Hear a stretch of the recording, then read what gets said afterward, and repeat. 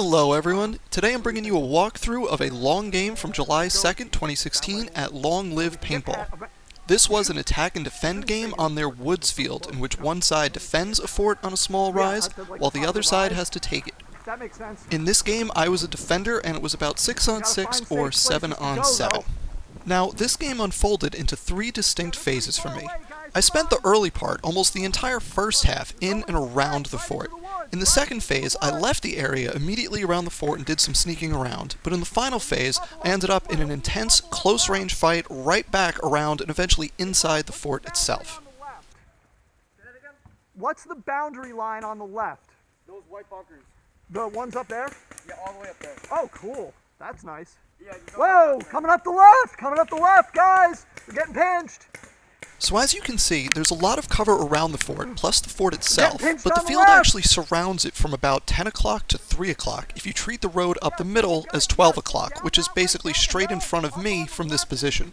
The opponents opted out of using the large bunkers along the road, instead splitting up the hill to the left and also down into the woods on the right, which is why I was a bit vulnerable from the position I just left.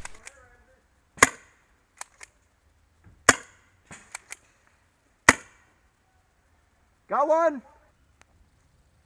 Hey guys, I'm just gonna float around and make sure there's nobody coming up the middle on us, okay? Does one of you want to get here? One of you come here real quick. Okay, so what am I doing here? I know there are at least 2 opponents up on the left in the bunkers the ref pointed out before, but I don't see or hear anything from elsewhere on the field, and that makes me nervous.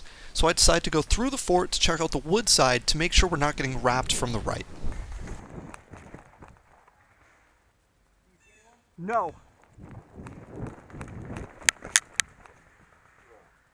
From here, I will let my in-game self give you the lay of the land from this position. Yo, I got 2 back in the woods out this way. There's also, up there. See them in there? Yeah. But there's 2 over there. Right, we have guys on the left. I'm not worried about that. We have guys holding them in the woods along here. They're this way. But you can see them right there, but it's all just thick brush, so you can't shoot through. Why not going down here? Because they'll shoot you from... I mean, if we run it, we can get to the back. Want to do that? Run straight down the road? Yeah, I don't mind. Hang on, let me reload, okay? And there it is, ladies and gentlemen, the plan emerges. Since the opponents are up on the extreme left and right, we decide to split them by running straight down the middle of the field towards their starting point. Please note that we wisely took the time to reload and change 12 grams before we went. Remember kids, reload, then move. Nobody in the back. Give me a sec, I'm going to pull up my pen. We want to get to one of the buildings in the middle of the field near where our opponents started, but a stream cuts across this field so we can't take a straight line. That means we make the move in 2 steps. Sandbag bunker first, then the building. Yeah, I think now we can go straight down. Yeah, I know. We're not staying here long. Ready? Okay. Ready? You mark. You're faster. Let's do it. And we're off. Check right as we go to make sure those guys aren't watching us, and I initially go past our goal to see if there was a good spot further back, but there really wasn't. Okay, now we're behind them. And my pants are still on. Our new position down the field was extremely favorable. This is a really great spot to be in, behind the opponents when they don't know you're there. So from here, we could go after either set of opponents, up the left or in the woods on the right. We decided to go up and try to get the ones on the left, since we actually recognized them as members of the group we came with, that were all playing pump, so we wanted to get them first, then deal with the other players on the other side of the field in the woods. Now, there is a time for shooting it out, and there is a time to be sneaky, and this is very much a time to be sneaky. So I figured out where the opponents were, and picked an approach that would keep me hidden. Behind me, my teammate is in a position to shoot them in case they notice me, and also distant enough from me that they can't shoot both of us along the same line.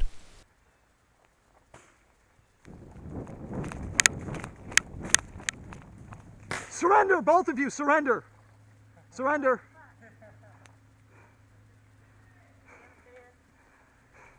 Fortunately, no need for a backup plan there, so now we're free to circle around to the other side of the field. I'm going to fast forward a bit here, since it's actually about 3 minutes of game time before we bumped into the remaining 3 opponents. Basically, while we were out on the left eliminating the 2 people up the hill from us, they actually wrapped the fort from the right just as I had worried about at the beginning and eliminated the teammates we left behind. So we follow in their tracks all the way through the woods and around the fort, coming up at it from about the 3 o'clock position using the same clock I established earlier, just like those opponents had done a few minutes earlier.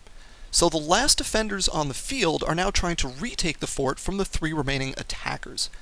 So the first phase of this game was defending the fort at long distance. The second was sneaking around the backfield.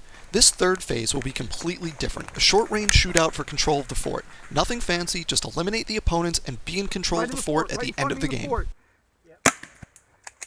At this point, we are outnumbered 3-2, our opponents are in the fort, we are outside the fort, and my teammate with me right here is using an old unibody Phantom with a 50-round hopper, and I'm using a stock class Phantom pistol. So unlike earlier, when we were in an extremely strong position, we're not really in a great position right now.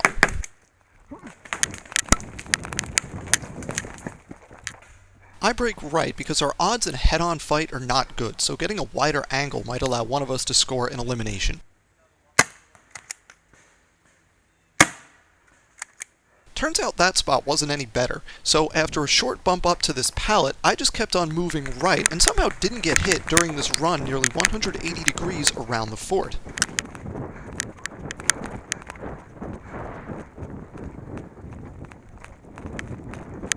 Now it gets very up close. First, check outside to make sure no one followed me around the outside. Then through this window, I can see an opponent moving up and to the left, but he gets behind cover before I can do anything. I also see one across that window straight ahead, past that post.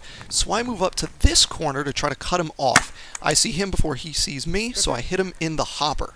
Now we're down to 2 opponents in the fort, and my teammate has been eliminated.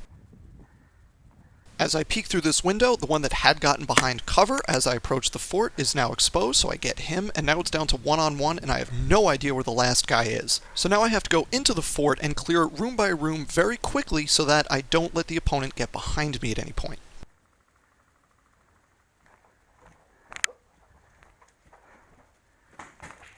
Okay, now I've spotted him, so now it's a matter of anticipating his moves, making the right counter move, and shooting him before he shoots me. And also, before I run out of paint, along those lines, I should not have missed that shot just then.